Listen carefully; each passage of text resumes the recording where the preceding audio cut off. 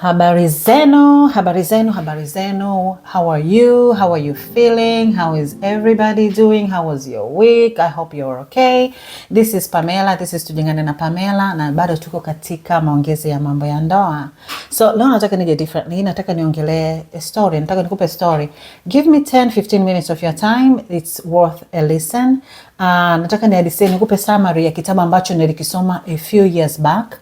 Ni kitabu cha mahusiano. Huyu jamaa aliandika hichi kitabu, huwa ni mtu mzuri sana katika mambo ya mahusiano, and I would recommend you to read this book. Aliongelea kwa namna ambayo watu wengi walikuja kutoa comment na kusema kwamba iliwasaidia sana katika relationship zao, ilisaidia sana kuokoa ndoa yao, ilisaidia sana, yani watu wengi walikuja kutoa comment kusema kwamba iliwasaidia kiujumla. So I would recommend for you to read this book. Anagusia points kama kwa nini watu wengi wanaopendana sana bado wanaweza wakagombana, wanaweza wakatofautiana, na pia wanaweza wakachokana. Na anasema kwamba si kwa sababu hawapendani, ila bali ni kwamba each of them wanaweza wakawa hawajielewi wametokea katika engo ya aina gani. Hichi kitabu kiliandikwa mwaka 1962, kiliandikwa na John Gray, na kinaitwa Men Are From Mars and Women Are From Venus. Ni kitabu kizuri sana. I remember the first time I read, I was in shock, and I was single, but ilinipa uelewa wa humanity, to be honest. Kwa hiyo hata kama hauko kwenye mapenzi, I think kisome tu ili uweze kuelewa watu zaidi.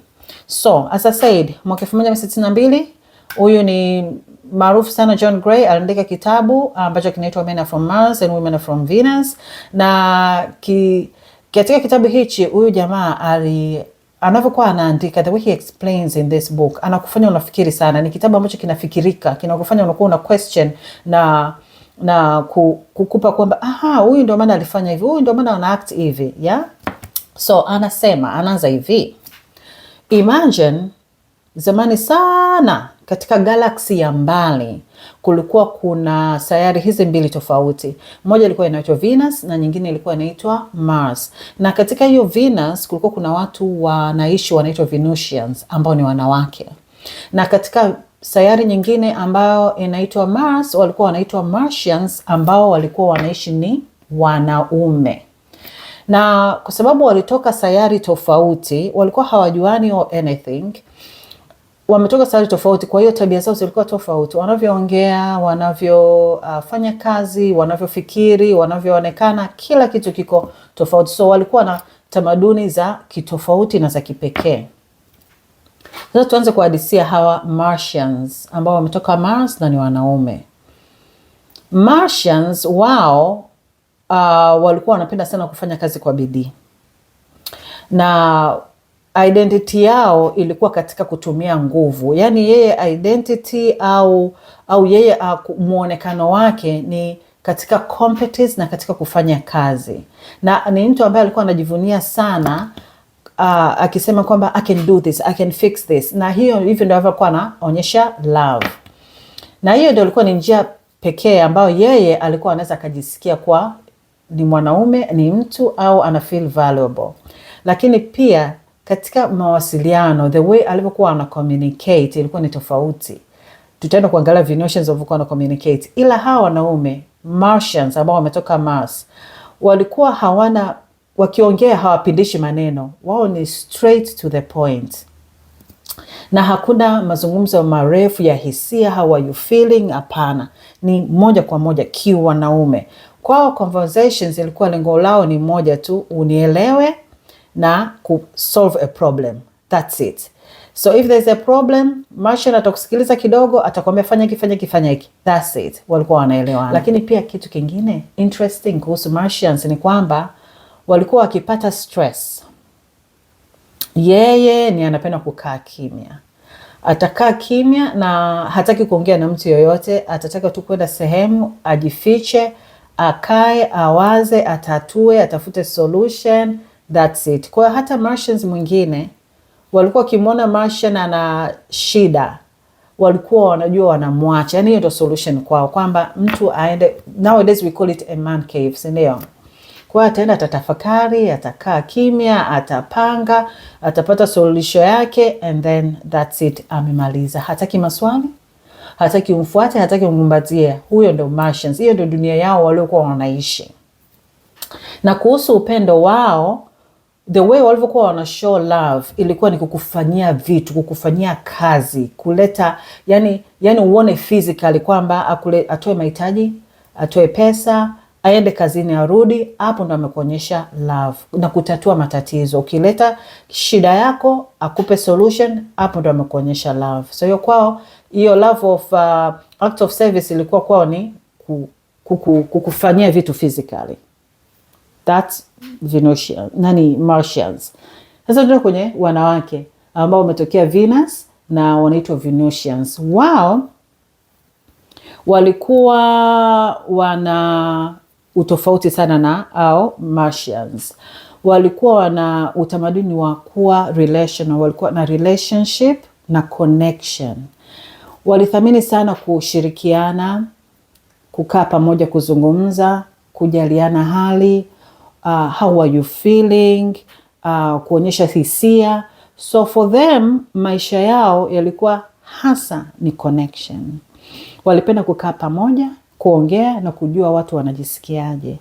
Communication yao obviously ilikuwa tofauti sana na Martians, kwa sababu our Martians walikuwa very direct. Ila kwa Venusians wao walikuwa wanapindisha, ni lazima uzunguke, uongee, useme.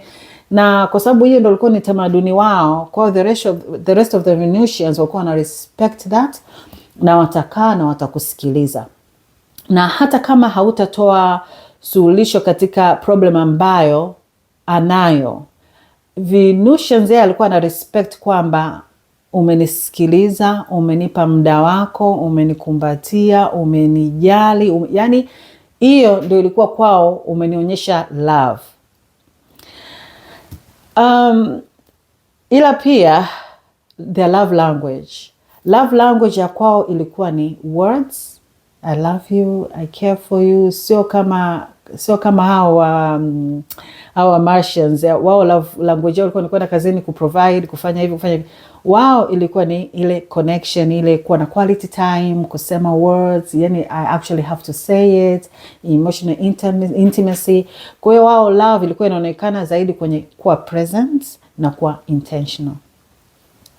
Siku ambayo walikutana, sasa fikiria hii, kwa miaka mingi walikuwa wameshazoea, yani hawa Martians wanaishi maisha yao, hawa Venusians wanaishi maisha yao, they are so used to each other, yani wao tu, na hakuna mtu ambaye anajua kuna sayari nyingine. Wao according to this book, this is a story, yani huyu jamaa anajaribu kufanya binadamu uelewe maana ya mahusiano, yani mahusiano jinsi yalivyo, So anasema hizi sayari mbili, kila mtu alikuwa hajui kama mwenzake ana exist. One day something unexpected happened. Martian wakaja kugundua kwamba kuna sayari nyingine ya Venus ipo. So wakafunga safari kwenda kuwaona. Na walivyoonana walishangaga sana. Walishangaa, yani kila mtu alimshangaa mwenzake. Wakaona kama wako tofauti, walionyesha hisia zao tofauti, love language iko tofauti. Ila katika kutaka kujua zaidi, unajua binadamu tuko curious, wakawa wanazidi kutembeleana zaidi na zaidi.